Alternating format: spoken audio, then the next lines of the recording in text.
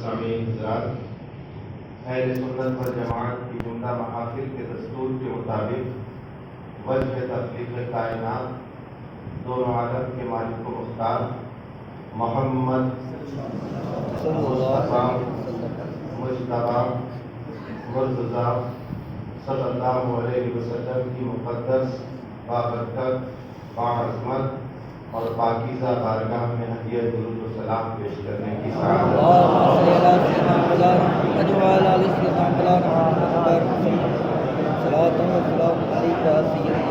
اللہ رب محمد صلی اللہ علیہ وسلم وعلی ذبیح و آلہ ابد الظہور و کرامات۔ حضرات، عالی جناب مولانا احمد یار خان صاحب قادری رضوی کا اسرار بسیار کہ یہ فقیر حقیر جب بھی حاضر ہو تو ملاقات کرے اور آپ کے اس جامع مسجد میں نماز میں شرکت کی سعادت حاصل کرے۔ مصروفیت کے سبب اور لوگوں کی کثرت کے سبب میں اپنا ٹیلی فون سائلنٹ پہ ڈال دیتا ہوں، خاموش موڈ پہ ڈال دیتا ہوں۔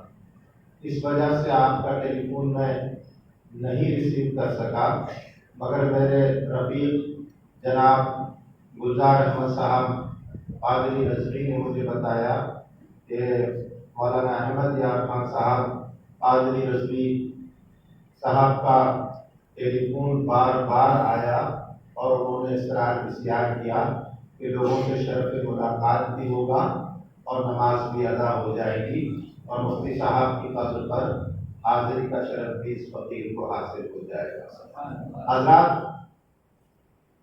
آج میں آپ کو ایک ایسی بات بتانے جا رہا ہوں کہ جس کو سننے کے بعد آپ کو احساس ہوگا کہ اللہ تبارک و تعالیٰ نے اس نماز کی آڑ میں آپ کو کتنی نعمتوں سے مالا مال کیا۔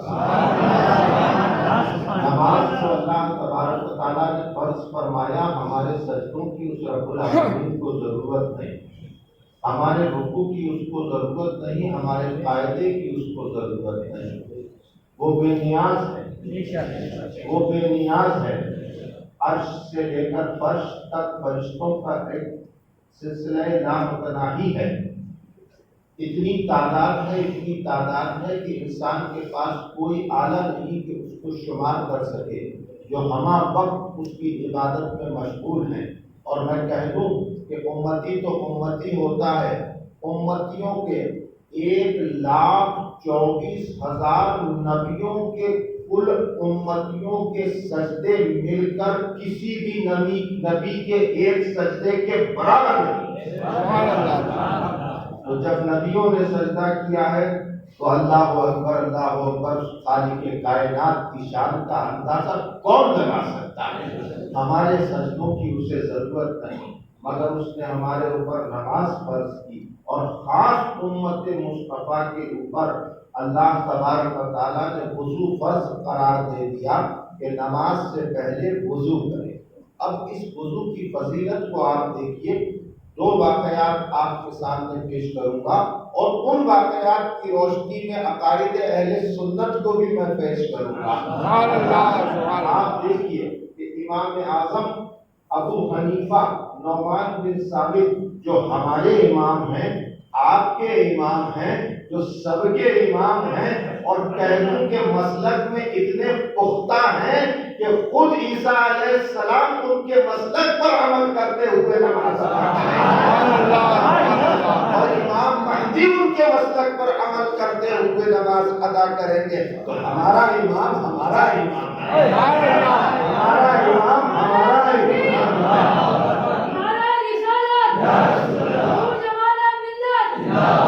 اور اگر امام کی ہی بات کروں تو خدا کی قسم 56 حج کا پیدل میرے امام نے کیے، اور اللہ کی قسم کھا کر کہتا ہوں اللہ کے گھر میں کہ میری زندگی کا کوئی دن ایسا نہیں جب امام اعظم ابو حنیفہ کے لیے میری آنکھوں میں اشک نہ آتا ہے۔ ایسی ذات، امام اعظم کی ایسی ذات، اس زمین سے آسمان تک فرشتے دوسرا امام اعظم ابو حنیفہ قیامت تک نہیں دیکھیں۔ آپ پیدل حج کرنے والی 54 کرنے والی ذات. اور جب 54 یعنی آخری حج امام اعظم نے کیا تو امام اعظم نے کعبے کے مجاور سے کہا کہ دروازہ کعبے کا کھول دے. اس نے دروازہ کھولا. امام اعظم اندر تشریف لے گئے. عز و انکساری کا یہ عالم کہ کعبے کی دیواروں سے لپٹ کر امام اعظم نے 2 رکعت نماز ادا کرنے کے بعد جب اپنے گناہوں سے توبہ کی اور اپنی معذوری کا اظہار کیا کہ اے خالق کائنات میں تیری کوئی خدمت نہیں کر سکا. میں گناہگار بندہ جس نے تیری دی ہوئی زندگی کو ضائع کر دیا. اے رب العالمین تو نعمان بن ثابت کو بخش دے. تو کعبے کی دیواروں سے آواز آئی کہ نعمان میں نے تجھے بھی بخش دیا اور تیرے مقلدین کو بھی بخش دیا.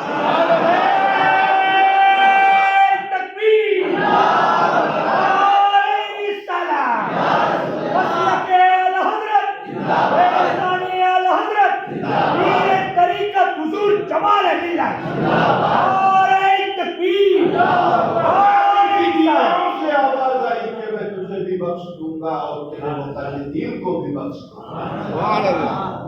یہ ہمارے امام اعظم ہیں. اب آپ دیکھیے عقائد اہل سنت میں ثابت کرنے جا رہا ہوں. امام اعظم ابو حنیفہ اپنی مسجد پاک میں موجود ہے. ایک آنے والا آیا اور اس نے وضو کرنا شروع کیا تو امام اعظم اس کے پاس آ کر کھڑے ہو گئے اور اس کو دیکھتے رہے. وہ وضو کر چکا. جب وہ وضو کر چکا تو امام اعظم نے ارشاد فرمایا تو زنا کر کے آ رہا تھا کام کر رہ گیا اور کہنے لگا ابو حنیفہ یا تو میں جانتا ہوں یا وہ زانیہ جانتی ہے یا خدا جانتا ہے. چوتھا کوئی نہیں ہے جو جانتا ہو کہ میں نے یہ بدکاری کی ہے. ابو حنیفہ تمہیں کیسے معلوم کہ یہ بدکاری کر کے میں آیا؟ تو امام اعظم نے ارشاد فرمایا جب تو وضو کر رہا تھا اور تائب ہو رہا تھا تو میں نے دیکھا کہ تیرے جسم سے زنا کے گناہ جھڑ رہے ہیں. جیسے جیسے تو وضو کرتا ہے ویسے ویسے گناہ جھڑتے. اللہ اب آپ کیا سمجھیں؟ اب میں آپ کو سمجھاتا ہوں. وضو تم بھی کرتے ہو اور وضو ہم بھی کرتے ہیں. میں بھی گناہ کرتا ہوں اور تم بھی گناہ کرتے ہو. اور یہ حق ہے کہ جب بندہ وضو کرتا ہے تو رسول کائنات نے ارشاد فرمایا کہ نماز کے لیے جب کھڑا ہوتا ہے اور اللہ اکبر کہہ کر اپنے ہاتھوں کو باندھتا ہے تو وہ گناہوں سے ایسا پاک ہو جاتا ہے جیسے ماں کے پیٹ سے پیدا ہونے والا بچہ. ایسی نعمتیں عطا کی ہیں مسلمان. اس رب العالمین نے ایک وضو کی آڑ میں ہمیں کیسا پاک کیا. ارے 5 وقت مسجد میں آ جاؤ, وضو کرو, ہر لمحے ہونے والے گناہ تمہارے دھل جائیں. اب آپ دیکھیے میں عقائد اہل سنت کو ثابت کر رہا ہوں. عقائد اہل سنت میں وضو کرتا ہوں نا, اگر کیا میں وضو کرتا ہوں, آپ بھی وضو کرتے ہیں, یہ سب وضو کرتے ہیں. مجھے ایک بات بتاؤ, کسی کو بھی اپنے یا کسی کے گناہ جھڑتے ہوئے نظر آتے ہیں؟ بولو. امام اعظم کو نظر آ رہے تھے.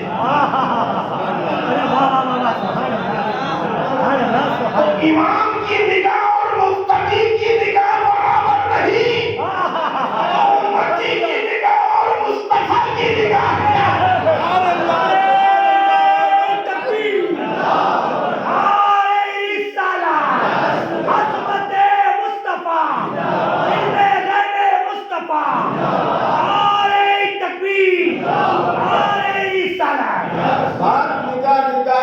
ہوتی ہے. رسول وہ بھی تھے, نبی وہ بھی ہیں, رسول وہ بھی ہیں, مگر طور پر ایک تجلی کی تاب نہ لا سکے. اور نگاہ کی بات تھی کہ ثم دنا فتدلی فکان قاب قوسین او ادنی کی منزلوں پر ہو کر آ گئے. آپ نگاہ کی ہوتی ہے. اب میں آپ کو بتاؤں, یہ ہمارے احمد بھائی کا احسان ہے میرے اوپر کہ مجھ سے تبلیغ کروا لیتے ہیں. ان کے والد کا بھی احسان میرے اوپر, نوری بابا کا بھی احسان میرے اوپر. ہم اگر کچھ تبلیغ کرتے ہیں, تقریر کرتے ہیں نا, تو یہ ہمارا احسان نہیں ہوتا, جو ہم سے کام لیتا ہے اس کا احسان ہمارے اوپر ہوتا ہے. اور تم لوگ اگر سننے کے بعد عمل کر لیتے ہو تو تمہارا بھی احسان ہمارے اوپر. یہ سودا ہمارا اللہ تبارک و تعالیٰ. تم سب کے احسان لے کر جب ہم اللہ کی بارگاہ میں جائیں گے نا, تو اللہ رب العزت سے عرض کریں گے کہ الہ العالمین ان سب کے بہت احسان ہیں ہمارے اوپر. اللہ تبارک و تعالیٰ اعلیٰ حضرت مفتی اعظم کے صدقے میں, غوث اعظم کے صدقے میں, جن کا ڈنکا ہم لے کر بجاتے پھر رہے تھے, ان کے صدقے میں ان سب کو بخشتے احسان کا بدلہ سمجھے نا. یہ ایک اسلام ہے بھائی, اسلام اسی کو کہتے ہیں. اسلام مسلمان تو ہے مسلمان, مگر اسلام کو سمجھتا ہے. اسلام کیا ہے؟ آپ نے دسترخوان بچھایا اور کھانا کھلایا لوگوں کو. آپ کا احسان کھانے والوں پر نہیں, کھانے والوں کا احسان کھلانے والے. اسلام. اب اس کو اگر روایات سے میں ثابت کروں, احادیث مبارکہ کی روشنی میں ثابت کروں تو بہت وقت ہو جائے گا. میں آپ کو بتاؤں کہ یہ جو وضو ہے اس کی فضیلت کا اندازہ آپ لگائیں. اعلیٰ حضرت امام اہل سنت کے والد گرامی سرکار نقی علی خان, جن کی حیثیت اپنے زمانے میں علماء کے بیچ ایسی تھی جیسی آج کے دور میں اعلیٰ حضرت اور مفتی اعظم کی حیثیت. میری والدہ کہتی تھی کہ جب بریلی شریف یا آس پاس کہیں بھی علماء کے بیچ علامہ کہا جاتا تھا تو سب کا دھیان اس طرح سے جیسے آج اعلیٰ حضرت مفتی اعظم کہتے ہیں تو بریلی کی طرف جاتا ہے, اسی طرح سے علامہ کہنے پر سرکار نقی علی خان کی طرف. اللہ اکبر. تو سرکار نقی علی خان اپنی ایک تصنیف میں ارشاد فرماتے ہیں کہ غوث اعظم قطب عالم محبوب سبحانی راز ربانی شیخ عبد القادر جیلانی کے پیر و مرشد ہمارے اور آپ کے آقا مولا داتا سرکار ابو سعید. تاخیر تو نہیں ہو رہی ہے نا, تاخیر تو نہیں ہو رہی ہے, سن رہے ہو نا, بمبئیا زبان میں کنٹال تو نہیں رہے ہو نا. ہاں بھیا دیکھو, جو تم سن رہے ہو نا, یہی سننے کے لیے اگر کسی دوسرے کو بلاؤ گے تو موٹی رقم خرچ ہوگی. سمجھ گئے نا. یہ اللہ کی توفیق ہے کہ ہم جیسے تبلیغ کر رہے ہیں گاؤں گاؤں گھوم کے تو لوگوں کے بیچ, ہمیں شوق ہے تمہارے احسان لینے کا, سمجھے. اس لیے کہ ہم نے تبلیغ دین کو دھندا نہیں بنایا, ہم نے دھندا نہیں بنایا. کیوں؟ اس لیے کہ ہمارے پیر نے نہیں پیر نے نہیں. یہاں سے لے کر وہاں تک چلے جاؤ, کوئی دھندے باز چندے باز نہیں ملے گا, سمجھے نا. اللہ کا کرم ہے کہ تبلیغ کرتے ہیں, لوگوں کا وقت لیتے ہیں, تو اپنے یہ ہے کہ نیت خیر کی ہوا کرتی. تھوڑا سا وقت دوں گا, احمد میاں نے وقت دے دیا, مائک دے دیا, سمجھے نا. اور یہ بات جب تمہیں سناؤں گا تو تمہارے دل کی کڑی کڑی احمد میاں سرکار نقی علی خان فرماتے ہیں, بڑی شاندار حکایت بیان کی اور میں بھول نہیں پاتا ہوں, اکثر بیان کرتا ہوں. سرکار ارشاد فرماتے ہیں کہ سرکار ابو سعید غوث اعظم کے پیر و مرشد وہ اپنی خانقاہ میں موجود تھے.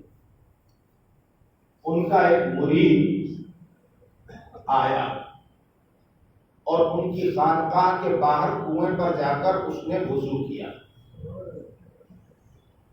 اور وضو کرنے کے بعد خانقاہ کے دروازے پر پہنچا. اندر سرکار ابو سعید موجود ہیں اور اس نے ہلکے سے دروازہ کھولا اور جیسے ہی دروازہ کھولا پوری خانقاہ ایسی نور میں ڈوب گئی کہ کچھ نظر نہ آیا سوائے. تو وہ مرید چیخ پڑا, میں نے خدا کو دیکھا, میں نے خدا کو دیکھ لیا, میں نے خدا کو دیکھ لیا, میں نے اللہ کو دیکھ لیا, میں نے اللہ کو دیکھ لیا, میں نے اللہ کو دیکھ لیا. سرکار ابو سعید غوث اعظم کے پیر و مرشد اٹھ کر کھڑے ہوئے اور دروازے پر آئے اور ارشاد فرمایا, اللہ کو دیکھنے کے لیے صرف 2 آنکھیں اللہ نے بنائی تھی.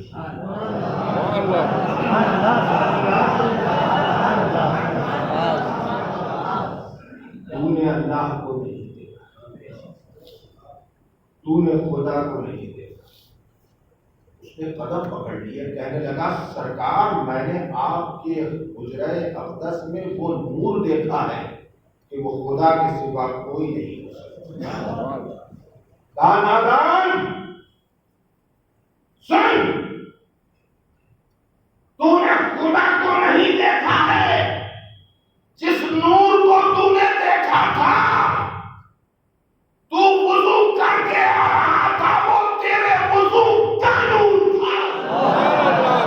نعرہ تکبیر, نعرہ رسالت, دین اسلام, دین طریقت حضور کمال ملت, نعرہ تکبیر, نعرہ رسالت. اندازہ لگائیے کہ جب وضو کی اتنی اہمیت ہے کہ آدمی وضو کر لے تو گناہوں سے پاک ہو جائے. وضو کی اتنی اہمیت ہے کہ آدمی وضو کر لے تو وہ اللہ کی جناب میں حاضر ہونے کے لائق ہو جائے. اور رسول فرماتے ہیں کہ حالت نماز میں ہوتا ہے تو بندہ اللہ سے کلام کرتا ہے, تو وضو کر لے تو کلام خدا سے کرنے کے قابل ہو جائے. وضو کر لے تو اس کا چہرہ ایسا منور ہو جائے کہ جہاں چلا جائے نور بکھر جائے. وہ بات دوسری ہے کہ کسی کو وہ نور نظر آتا ہے اور کسی کو نظر نہیں آتا. بات نظر کی ہے, نگاہ کی ہے. کوئی ایک تجلی پر تاب نہیں لاتا اور کوئی سما دنا کی منزلوں تک چلا جاتا. وہاں علینا البلاغ. دعا کرتے ہیں اللہ ہم سب کے گناہوں کو معاف فرما, ہماری خطاؤں کو معاف فرما, نافرمانیوں کو معاف فرما, بے عملی کو معاف فرما, بد عملی کو معاف فرما. تیرے فضل و کرم و احسان کی بارش فرما, آسمان سے تیری رحمتیں نازل فرما, زمین سے تیری برکتیں اگا, کامیابی کامرانی خیر و برکت کو مقدر فرما, ناکامی محرومی اور ذلت سے محفوظ فرما. جمعے کی برکتوں سے, رحمتوں سے, نعمتوں سے, فضل و کرم و عطاؤں سے ہم سب کی زندگی کے ہر پل کو غنی فرما. آج ہمارے نوری بابا کے نام کی طرف منسوب کرنے وقت کے لیے کجرانہ میں ایک مسجد کی سنگ بنیاد بھی رکھی جائے گی, اور رات کو جلسہ بھی شاہد بھائی کہاں ہے؟ احمد نگر میں ایک جلسہ بھی ہوگا. انشاءاللہ وہاں پر بھی میں گفتگو کی سعادت حاصل کروں گا. الہ العالمین مسجد کے جملہ حاضرین کی تمام مرادیں اور تمنائیں پوری فرما, ایمان و شریعت پر استقامت عطا فرما. یا ایھا الذین آمنوا صلوا علیہ وسلموا تسلیما. اللهم صل علیہ وسلم وعلی سبیل مقالہ وذکر وکرما. سبحان ربک رب العزۃ عما یصفون وسلام علی المرسلین.